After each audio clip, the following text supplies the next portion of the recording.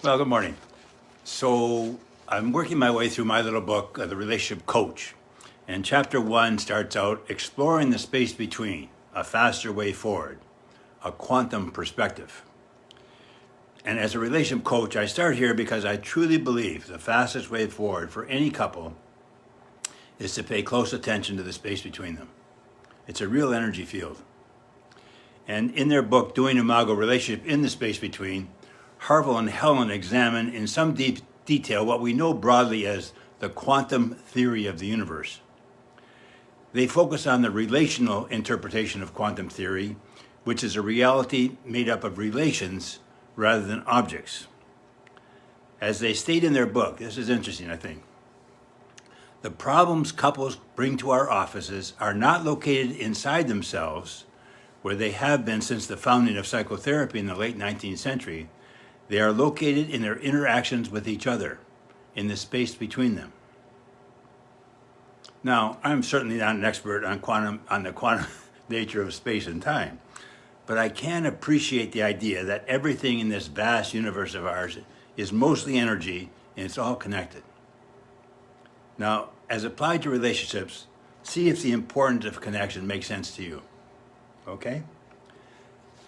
Typically, we think of a couple as two people, you and you. My challenge to you is to rethink that paradigm. Think of a couple as two people plus the space between them. It's a real energy field, isn't it? And you can tell when there's tension in the space between. It's either tension-free or it's not. There's sort of no middle ground. And in my little book, I say the space between is not a vacuum. It's filled with energy. And this energy can work for you in a positive way or against you in a very negative way. But it's not neutral. Every couple I've asked about this concept agrees. They intuitively know when there's tension between them. If you want a successful relationship, you must work at developing a positive space that will enhance and help your connection. At the same time, you want to eliminate any blame, shame, or criticism in the space between. Negativity causes disconnect, and what you want is connection. That last line is really important. Negativity causes disconnect, and what you want is connection. Think about it. If the space between becomes too negative, people start to avoid. Why would they go into a toxic space? Negativity is to your relationship like cancer is to your body. They both kill. An analogy might be to think of your relationship as a still pond of water, calm, smooth, quiet. Now, if you throw a stone into that pond, it sends ripples out in all directions. Same goes for the space between. If you put a negative interaction into the space between, it will affect your partner. Like the ripples in the pond, your partner can't block it. Now, one negative interaction might not do too much damage. 50 negative interactions will do serious harm. Again, fastest way forward. Take care of the space between. You cannot keep putting negativity in there. And negativity is invisible abuse. It includes any words, tone of voice, facial expressions, such as rolling your eyes, or behavior your partner experiences a negative reaction to, even if they might not say so. It's the person on the receiving end who determines whether an interaction is negative or not. And then the flip side of the zero negativity coin is to amplify the positives, to refill the space between with positives.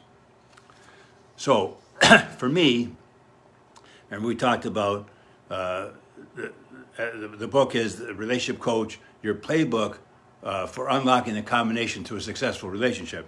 So the first important piece of the combination to a successful relationship in your playbook is to visualize your relationship as the two of you plus the space between you. It's sacred space, holy ground. Commit to zero negativity, no blame, shame, or criticism in the space between, and commit to refill the space between with verbal appreciations and affirmations on a daily basis. So then in the book, at the end of each chapter, I add a worksheet for readers to follow to help them implement the ideas, say, in this first chapter. So exercise 1, ask them to track any negativity for a week or a month in some visual way. stickers, check marks, etc., because it gives them a picture of how negative the week or month has been. And the goal, obviously, is get down to zero negativity.